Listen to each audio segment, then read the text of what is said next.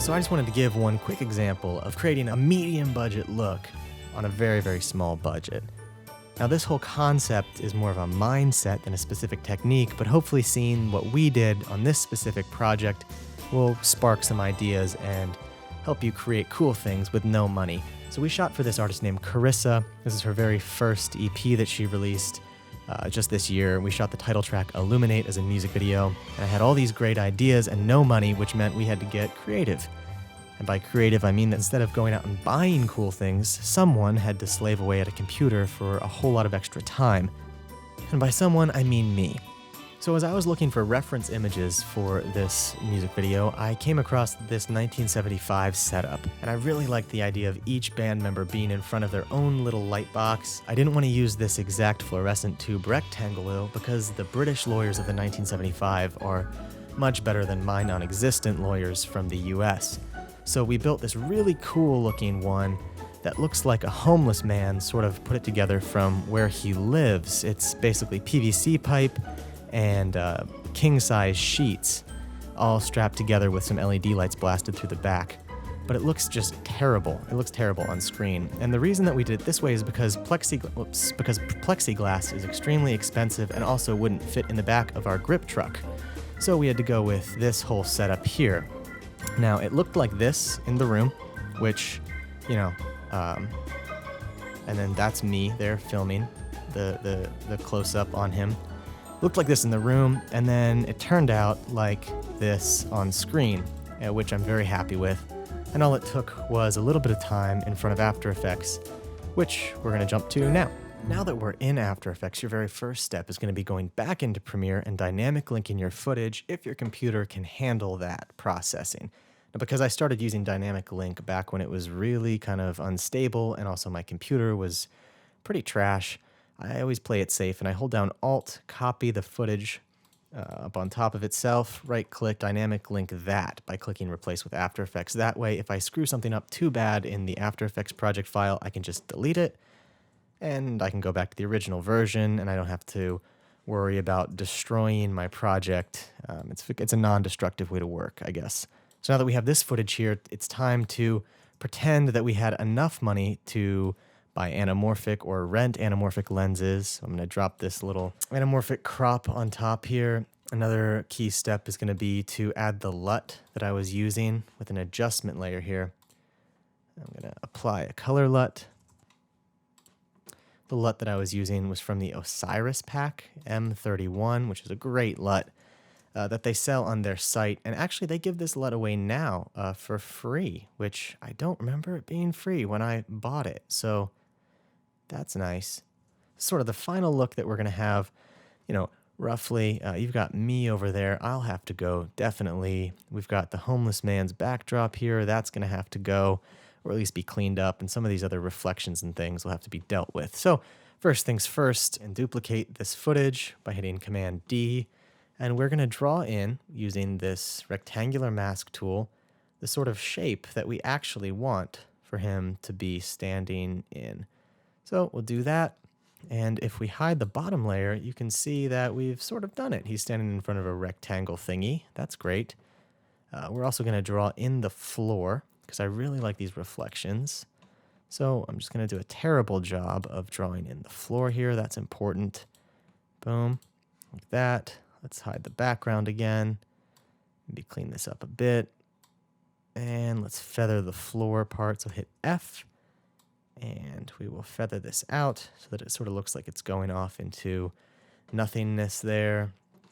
There's a little corner here. That'll kind of rain in like that. Yeah, looking pretty good. Essentially what we've done is we've cut him out and the floor out over top here. So this top layer here is going to handle all of our motion, and the back layer just has to look nice and clean. So we're going to double click our back layer, go in here, we're going to click on the clone tool, make sure that it is set to constant duration, give it a nice kind of chunky diameter here, and then I'll hold down Alt and sample a portion of this image, and then paint and do a terrible job of painting over top of the frame, just kind of generally making it look like we're cutting it out. Boom. This does not have to be fancy or nice. Let's get rid of some of this stuff here. Oh, get rid of me there. Very good, very good.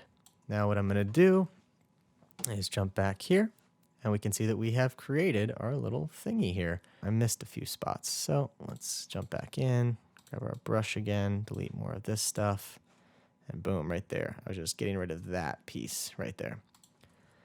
All right, now that we've done that, I think we should turn off our LUT here. Let's make a new solid and sample something like this right there. Now that's nice and clean, but it's a little bit too fake looking, I think. So I'm going to draw a circle mask, and let's subtract it. There we go. And feather it out like a whole lot, like way too much, way more than any respectable After Effects user would do. And there we have it. That's a pretty clean looking version of this. We've got some weird things going on here. If I hit E for effects and we pull up our paint, we can make sure. Sometimes what will happen is if you've been painting for, a long time, you'll have started a few frames in or something. So you'll have started painting here. So if you were to go backwards, it'll open up, and all you have to do is grab all of your paint layers and just extend them out. Make sure that they cover the entire length of the shot there. Pretty nice looking already. And if we jump back to Premiere, we can see that it has updated. And so the before and the after. There are just a few other little things I'd like to clean up here. Firstly, there's this wire on the ground here. So what I'm going to do is select our top layer, because that's where the wire lives, and go over to Effects and Presets and type in wire simple.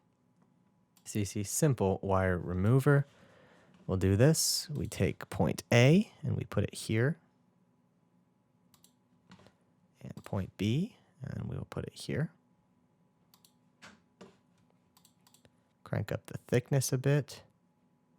There you have it. And essentially it's just displacing and kind of faking it, putting it all back together. So, it's not perfect if you look at it. It is a little bit weird, but this shot is on for like 4 seconds tops. Let's also do the exact same thing with this. So I'm going to add another instance of this here. Let's take our A point, put it there. Yeah, wait, a little closer. Our B point, put it here. And make our thickness pretty big. There we go. Maybe mess with some of these settings until we get something that looks right. Now again, this doesn't have to look good. It just can't look bad. So there you go. That's pretty close there. I've got a little bit of weirdness happening here. I'm probably going to bring this up a little bit. Yeah, that's pretty good right there. Now, we've got a pretty passable looking image there, clean floor. Last thing I want to do is smooth out this screen back here, take out some of the wrinkles. You could do this a few different ways. I'm going to do it with Colorista 2, which is a plugin I use all the time, still from Red Giant. I'm going to go into the secondary, do this really fast, hit edit, kind of pick the part that I'd like to sample. So now I don't care about hue or saturation because those change, so we'll uncheck those. Click the plus tool and just start painting in the whole thing. Maybe clamp down the whites and add some softness, and then hit OK. Now if I take pop, if I bring it all the way up, it adds contrast and we can see all the wrinkles, but if we take it away, it looks like that. And I can deal with that. That looks great. Let's do a quick before and after. Here is before and after. Nice, look at that. Well, I hope you got something from that. I hope that it sparked an idea and you looked at the sloppy sort of haphazard way that I did that, and it made you feel a little more confident in your own abilities. If you look at the rest of the video, there are very few shots that we actually went in and cleaned up the close-ups. This shot was one of them where we cleaned up that part, but for most of them, it's just kind of this homeless man's shelter back there. And I'm okay with that because I really like the way the video turned out. I like the way it feels. And all that really matters is being able to look back when we're 80 or 90 while sitting on a rocking chair on the porch of the prison where our reptilian overlords keep us. Being able to look through that laser field that separates us from the free world and just think back and say, I'm really proud of that music video I made all those years ago. back when things were much simpler.